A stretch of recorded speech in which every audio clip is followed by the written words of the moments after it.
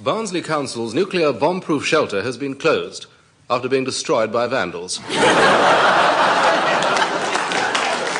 A scaffolder was unaware that he'd shot himself in the head with a rivet gun until he went to the canteen and found he couldn't take his hard hat off. Owing to drought and shortage of water, we have closed 3 lanes of the swimming pool. Everybody talks about the news. Not all the talk is serious. Over a drink, over tea, we laugh, we muse, we gasp, giggle, gossip, and the chat is irreverent, quirky.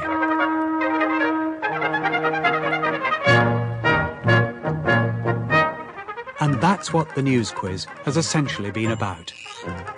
When it started in 1977, we'd come through the 60s, so irreverence was nothing new. Ned Sherrin was already running a news-based quiz of the week on TV. A young producer working in BBC Light Entertainment, John Lloyd, was asked to come up with a radio version.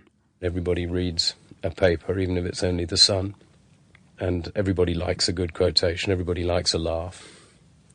I've since thought the job of a producer or director, though it doesn't seem like this, is to get out of the way. You simply need to allow the people to be who they can be.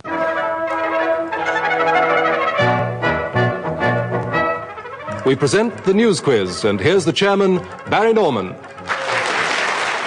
When it was launched, with Barry Norman in the chair, the news quiz was very Grub Street, a forum for hacks, mostly unknown, regular team captains with a changing cast of guest players, vying with one another to see who knew most about the week's news. There was even an unwritten rule that only journalists would be allowed on the panel.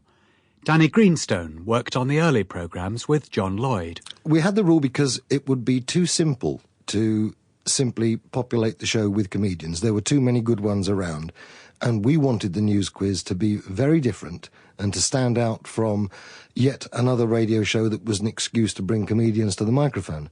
There are a lot of those. There are a lot of those still, and they're all great shows, but the news quiz was forging a style of programme that hadn't been heard for a long time. Well, now, let me introduce this week's panel, who are Alan Coren, the editor of Punch, Richard Ingrams, editor of Private Eye, Clement Freud, MP, and the newscaster and broadcaster, Angela Rippon. And to make it different, to make certain that you listen and that you enjoy it, and we have informed people on, we're not going to go and book a selection of comics who will twist the news story to provide themselves a feed for the gag that they want to do. And right from the beginning, there was quite a lot of flack from the department of, who are these guys? If you can imagine it, people like Richard Ingrams and Alan Coren had barely broadcast. So they were not well-known names in the way that Nicholas Parsons was, or, Clement Freud or Kenneth Williams or whatever. And they weren't seen to be Ellie-type guys. And it looked like I'd gone completely the wrong way. But it was one of those shows, I think it may in fact be the only show, the only pilot I've ever made that right from the beginning looked like an amazing winner. And I'd just like to leave you with this cutting from Monday's Daily Express. It was talking about how reporters had met Bjorn Borg and his fiancée at London Airport at midday on Sunday, and it said, and I quote, "At the airport there were the inevitable questions about marriage. Don't talk about it now. I only got out of bed an hour ago," he said. "Now I want to get home for a good night's sleep." Goodbye. A combination of good casting and simplicity of format was obviously at the core. But there was perhaps something else. The programme started strong and confident and attracted its own momentum. Listeners tuned in expecting to laugh. Panellists turned up expecting it to be fun. It shot off like a rocket. It was getting 1 million listeners within 3 weeks. As the weeks went by and the programme was established, it became a public duel for the 2 team captains, the editors of both major humorous magazines of the era, Punch and Private Eye.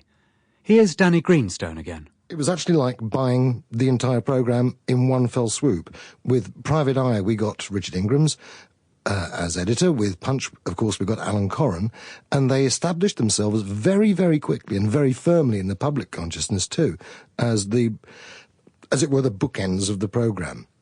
But what with Richard Ingrams on one side from Private Eye and me on the other from Punch, and I used to have a say. We all had a say in who we wanted with us, and Richard would get in. Well, his lot was too young. His lot was still on the tit. Richard had people like John Sample complete. Ready to continue?